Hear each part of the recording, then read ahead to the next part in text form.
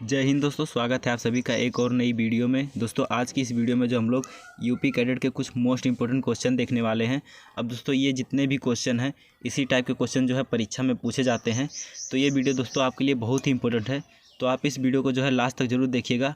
और दोस्तों इसमें जितने भी क्वेश्चन हैं, ठीक है, ऑप्शनल क्वेश्चन है, मैं सभी को एक्सप्लेन करने की जो है कोशिश करूँगा। जहाँ पे एक्सप्लेन करने लायक रहेगा मैं आपको पूरा एकदम सभी का एक एक डिटेल में जो है आंसर बताऊँगा। तो इस वीडियो को जो है लास्ट तक जरूर देखना। तो चलिए आज की वीडियो जो है शुरू करते हैं। तो देखिए सबसे पहला क्वेश्चन है, वायु गति किस यंत्र द्वारा ज्ञात की जाती है। ठीक है, तो देखिए वायु की गति जो दोस्तों है वो किसके द्वारा ज्ञात की जाती है, एनीमोमीटर द्वारा ज्ञात की जाती है। ठीक है, वायु की गति किससे ज्ञात की जाती है, एनीमोमीटर। अब दोस्तों यहाँ पे जो है देख लेते हैं सभी चारों का यूज़ कहाँ कहाँ पे होता है। तो देखिए विंड वेन, विंड मतलब क्या होता है दोस्तों, वायु। ठीक है, विंड मतलब क्या होता है, वायु या हवा आप कह सकते हैं। तो देखिए वेन मतलब दोस्तों होता है दिशा ज्ञात करने वाले यंत्र। ठीक है, तो जो है विंड वेन से जो है वायु की दिशा ज्ञात की जाती है, जबकि एनीमोमीटर से क्या किया जाता है दोस्तों, वायु की गति ज्ञात की जाती है। ठीक है, एनीमोमीटर से वायु की गति ज्ञात की जाती है और विंड वेन से दोस्तों जो है वायु की दिशा ज्ञात की जाती है। और दोस्तों यहाँ पे जो है बैरोमीटर, ठीक है, तो बैरोमीटर से क्या ज्ञात किया जाता है दोस्तों, ये आप लोगों ने जो है पढ़ा होगा फिजिक्स में। ठीक है, तो बैरोमीटर से जो है दोस्तों यहाँ पे वायु दाब ज्ञात किया जाता है। ठीक है, बैरोमीटर से क्या ज्ञात किया जाता है दोस्तों, वायु दाब ज्ञात किया जाता है। और रेन गेज, ठीक है, रेन मतलब क्या होता है दोस्तों, रेन मतलब जो होता है वर्षा होता है। ठीक है, रेन मतलब क्या होता है, वर्षा। और रेन गेज का उपयोग कहाँ पे किया जाता है दोस्तों, तो रेन गेज का उपयोग जो किया जाता है वर्षा की मात्रा ज्ञात करने में। ठीक है, वर्षा की मात्रा ज्ञात करने के लिए किसका प्रयोग किया जाता है, रेन गेज का प्रयोग किया जाता है। अब दोस्तों जो हमारा नेक्स्ट क्वेश्चन है, भारत में अधिकतम वर्षा किस मानसून से होती है। ठीक है, तो दोस्तों भारत में जो सबसे अधिकतम वर्षा होती है वो किससे होती है, दक्षिण पश्चिम मानसून से। ठीक है, दक्षिण पश्चिम मानसून से जो है भारत में सबसे अधिक वर्षा होती है। अब दोस्तों जो हमारा नेक्स्ट क्वेश्चन है, प्रति हेक्टेयर मक्का उत्पादन में किस राज्य का प्रथम स्थान है। ठीक है, तो मक्का उत्पादन जो है सबसे अधिक किस राज्य में होता है। ठीक है, तो जो मक्का उत्पादन है वो सबसे अधिक किस में होता है, पंजाब में होता है। अब दोस्तों जो हमारा नेक्स्ट क्वेश्चन है, बिनौले के बीज में कितना प्रतिशत तेल पाया जाता है। ठीक है, तो दोस्तों एक होता है, आप लोगों ने पशुपालन में पढ़ा होगा कि बिनौले की खली जो है पशुओं को खिलाई जाती है। ठीक है, तो उसका जो है बीज है उसमें कितना % तेल पाया जाता है। तो जो है बिनौले की जो है बिनौले के बीज में जो है 18% जो है तेल पाया जाता है।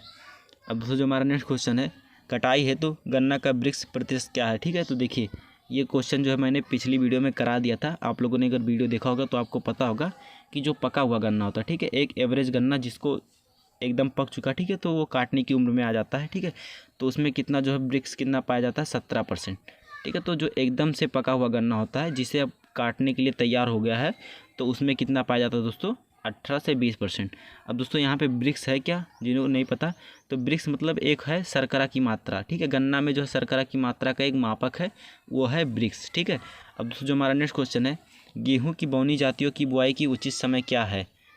तो यहाँ पे दोस्तों जो गेहूं की उचित गहराई यहाँ पे पूछा है कि कितने गहराई पे जो है गेहूं की बौनी जातियों को बोया जाता है।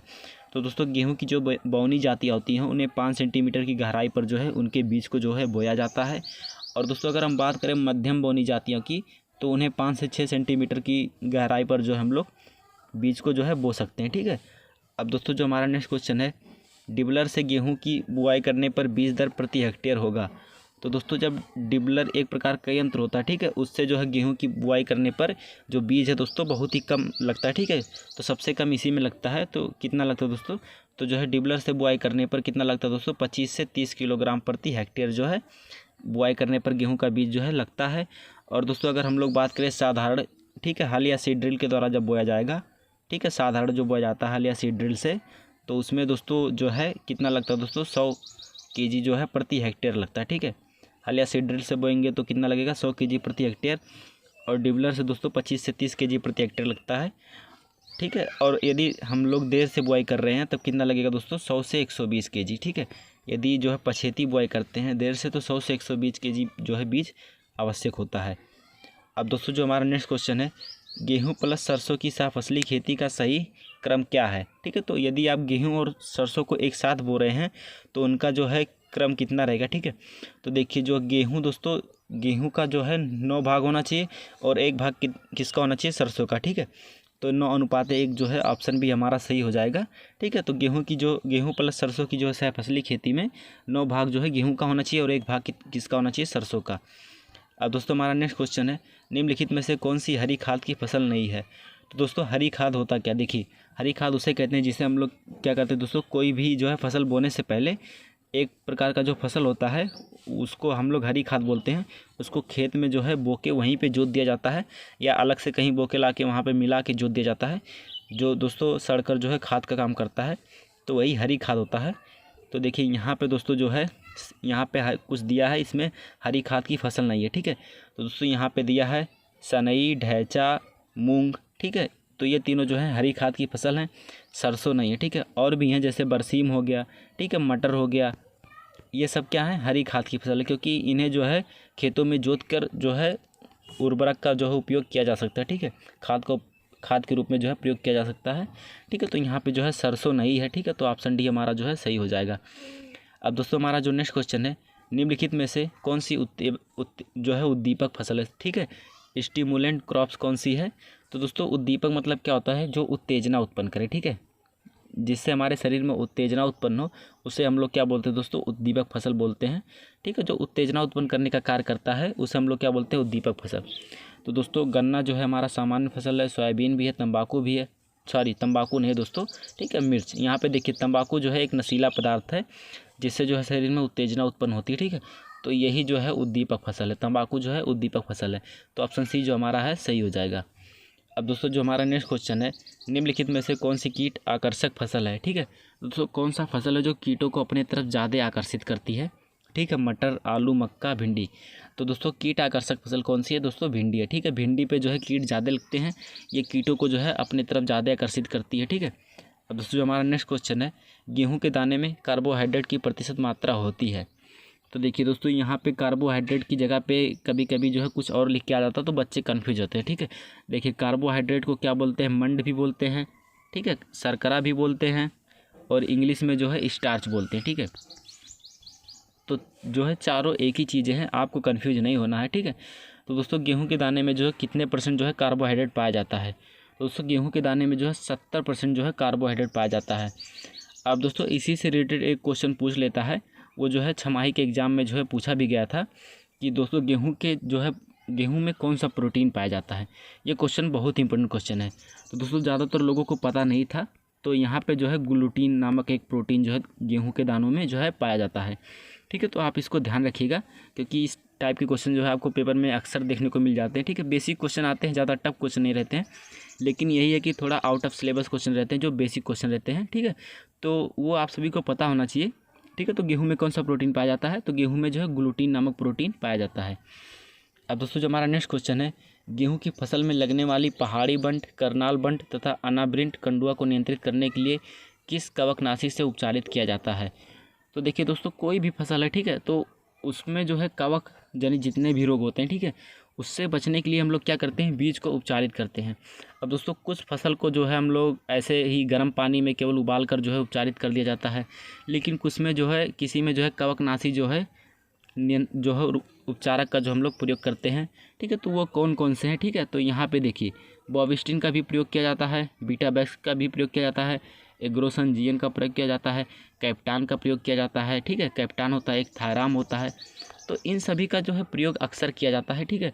तो यहाँ पे ऑप्शन में सभी दिया है, तो यहाँ पे जो है ऑप्शन डी उपरोक्त सभी जो है आपका सही हो जाएगा, क्योंकि यहाँ पे जितने भी हैं सभी को जो है कवकनाशी जो है उपचारक के रूप में जो है बीज को उपचार करने के लिए प्रयोग किया जाता है। कैप्टान भी हो गया, थायराम भी हो गया, ठीक है, बीटाबैक्स, बॉविस्टिन सभी हैं, ठीक है। तो उपरोक्त सभी जो हमारा ऑप्शन डी है सही हो जाएगा। अब दोस्तों जो हमारा नेक्स्ट क्वेश्चन है, धान की संकर किस्में सबसे अधिक किस देश में उगाई जाती हैं।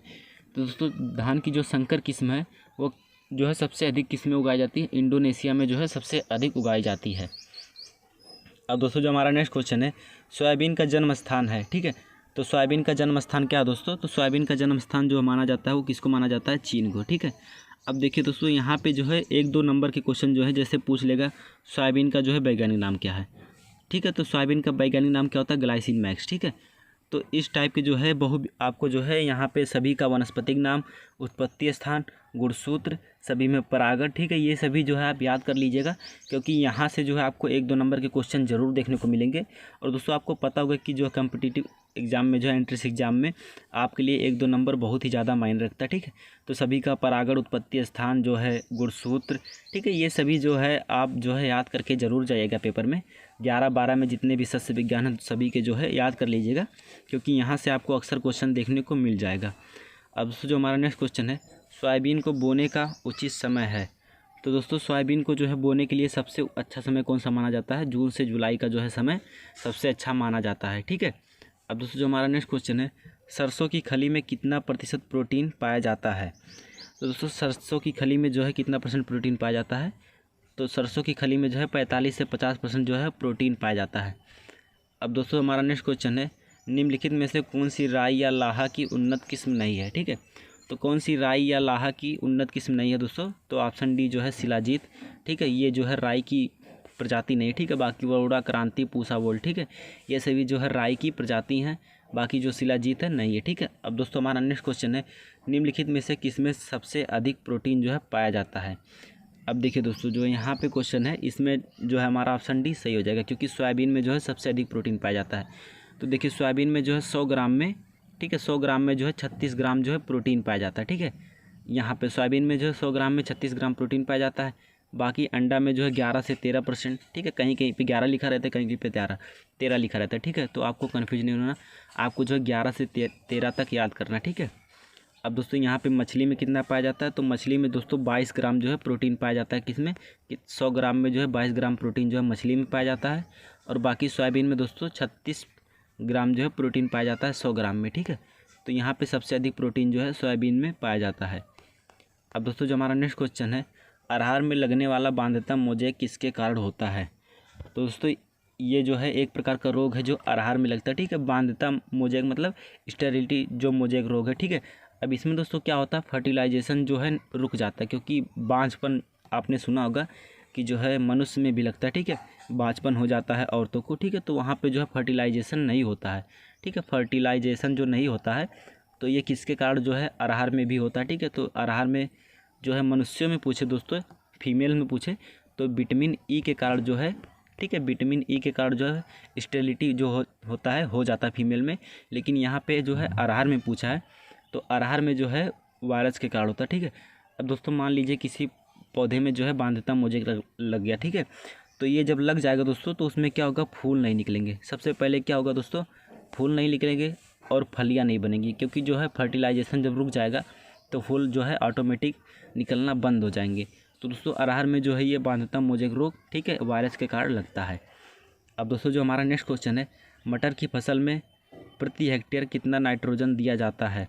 तो दोस्तों मटर की जो है यहाँ पे फसल है, इसमें दोस्तों जो है 20 से 25 kg जो है नाइट्रोजन जो है दिया जाता है। ठीक है, 20 से 25 kg जो है नाइट्रोजन दिया जाता है।